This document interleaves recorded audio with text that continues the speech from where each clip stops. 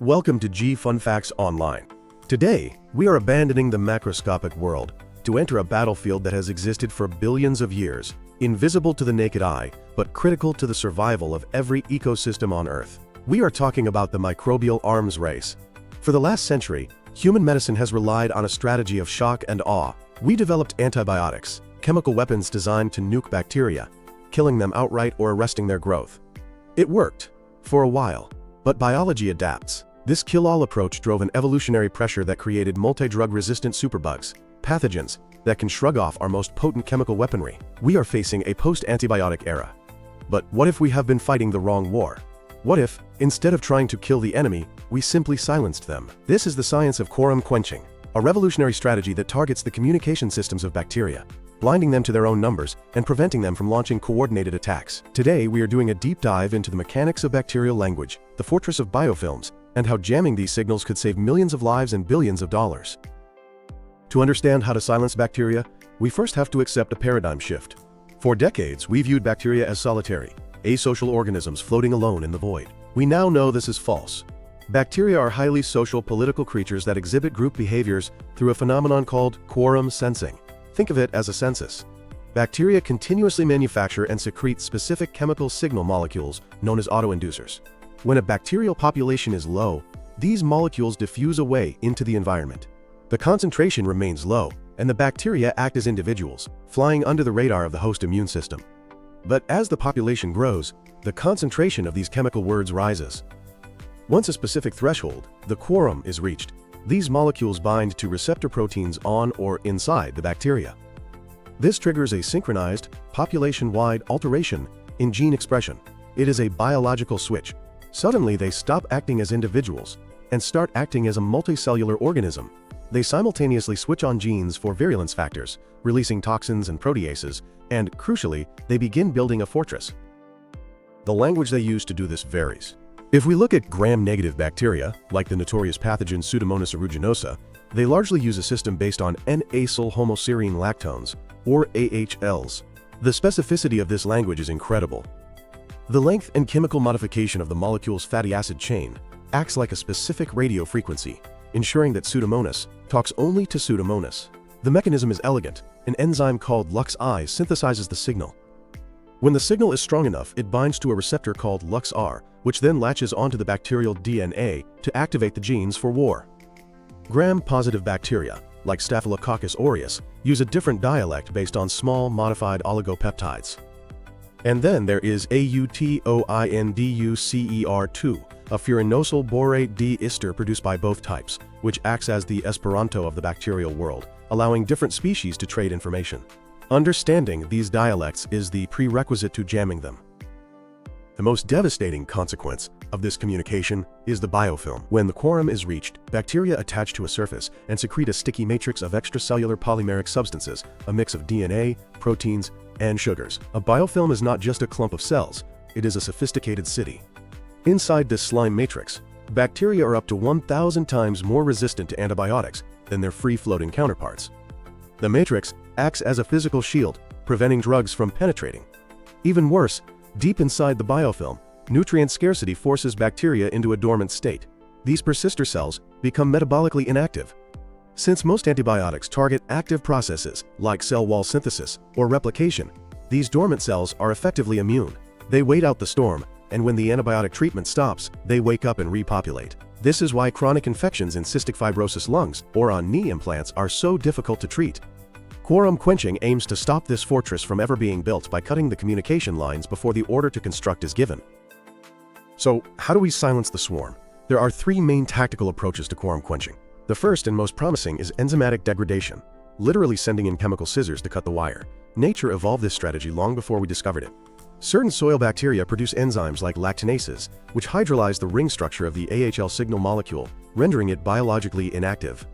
It opens the ring, silencing the word. Other enzymes, like acyloses, slice the bond connecting the tail to the ring, destroying the signal's specificity.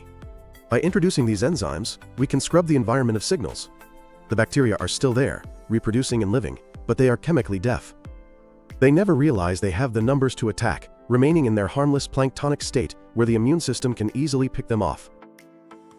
The second strategy involves receptor antagonists, signal jammers. These are molecules that look like the autoinducers but do not trigger the response. They sit in the receptor chair, like the LuxR protein, and refuse to move, preventing the real signal from sitting down. This was originally discovered in a marine red alga called Delicia pulchra. The algae produce halogenated furanones to stop bacteria from colonizing their leaves. We have since synthesized potent derivatives of these compounds to jam the communications of human pathogens. The third strategy is inhibition of synthesis, placing a gag on the bacteria so they cannot speak in the first place by blocking the enzymes responsible for producing the signal. If they cannot broadcast, they cannot coordinate. The medical applications of this are moving rapidly from the petri dish to reality, particularly for cystic fibrosis. In CF patients, thick mucus in the lungs becomes a breeding ground for Pseudomonas aeruginosa. Once it forms a biofilm, eradication is nearly impossible. The virulence of this bacteria, its production of lung-destroying toxins like piocyanin, is strictly controlled by a hierarchical quorum sensing system. Research has focused on inhaling quorum quenching enzymes. For example, a lactinase called SOPOX-W263I, engineered from an extremophile bacteria found in hot springs, has shown exceptional stability. In rat pneumonia models, it degraded the signals, significantly reduced mortality, and did so without using any antibiotics. Moving to the skin, we see applications for methicillin-resistant Staphylococcus aureus, or MRSA. Its virulence is controlled by a peptide-based system. A novel synthetic inhibitor named stacorsin has been developed to target the regulator of this system. In skin abscess models, it effectively shut down the production of toxins, allowing the immune system to clear the infection. Crucially, because stacorsin does not kill the bacteria, it only disarms them. The selective pressure to evolve resistance is much lower. We are also seeing the rise of probiotic bandages. Commensal skin bacteria, the good guys, naturally produce peptides that cross-inhibit the virulence of staph. Scientists are exploring wound dressings loaded with these good bacteria to silence MRSA naturally. This brings us to a critical question. Is quorum quenching evolution-proof? For a long time, it was touted as the silver bullet because it exerts low selective pressure. However, recent evidence suggests a nuanced reality. If we use inhibitors that must enter the bacterial cell, bacteria can evolve efflux pumps to spit them out, just as they do with antibiotics. Furthermore, if the quorum sensing system controls the digestion of nutrients, for example, if the bacteria need to coordinate to break down a protein food source, then blocking that communication effectively starves them. In that scenario, resistance will evolve because the treatment is halting growth. However, the consensus is that quorum quenching induces resistance significantly slower than antibiotics, especially when using extracellular enzymes that degrade signals outside the cell, bypassing the need to penetrate the bacterial wall entirely. Beyond general medicine, let's look at dentistry. Oral diseases like cavities and periodontitis are classic biofilm infections. Streptococcus mutans is the architect of dental plaque. It uses specific peptides to coordinate the production of the glue-like glucans that anchor plaque to your teeth. Traditional mouthwashes kill indiscriminately, nuking the healthy oral microbiome along with the bad. Quorum quenching offers a surgical strike. Synthetic peptide inhibitors are being designed to block the receptors of Streptococcus mutans specifically. We are also seeing the development of smart implants. Dental implants often fail due to inflammation caused by biofilms at the gum line. Researchers are developing smart coatings for titanium implants loaded with quorum quenching inhibitors or immobilized enzymes. These coatings prevent the biofilm from forming on the hardware without requiring systemic drugs. Perhaps the most commercially advanced application isn't in our bodies, but in our water. Membrane bioreactors are the gold standard for wastewater treatment. They use fine membranes to filter water, but they suffer from a massive problem: biofouling. Bacteria form biofilms on the membranes, clogging the pores. This requires huge amounts of energy to force water through, and frequent chemical cleaning. This biofouling accounts for up to 60% of the operating costs.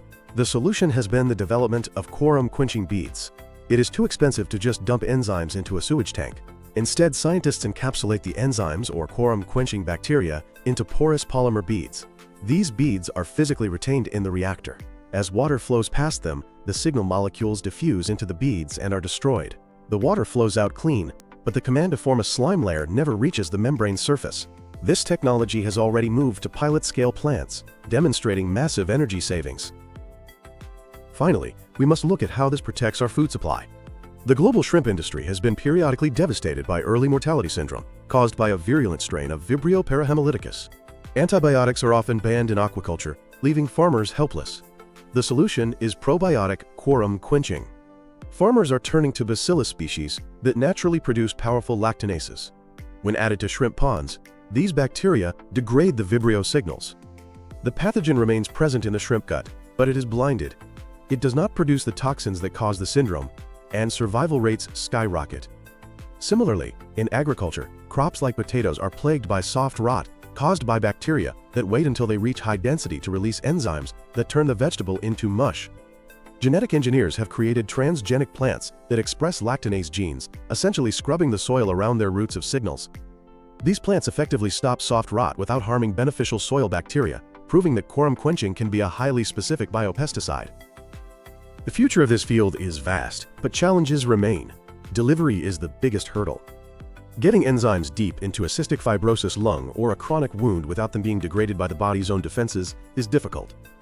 Nanoparticle encapsulation is a hot topic of research to solve this. We are also looking for more stable enzymes from extremophiles in deep-sea vents. But the endgame likely isn't replacing antibiotics, but aiding them. We call this hurdle therapy. We use quorum quenching to strip away the biofilm shield, resensitizing the bacteria to traditional antibiotics.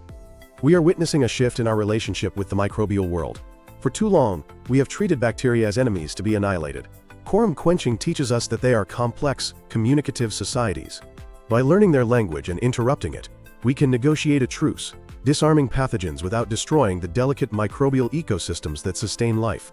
In the battle against superbugs, silence may indeed be golden. This concludes our deep dive into quorum quenching. Thank you for listening.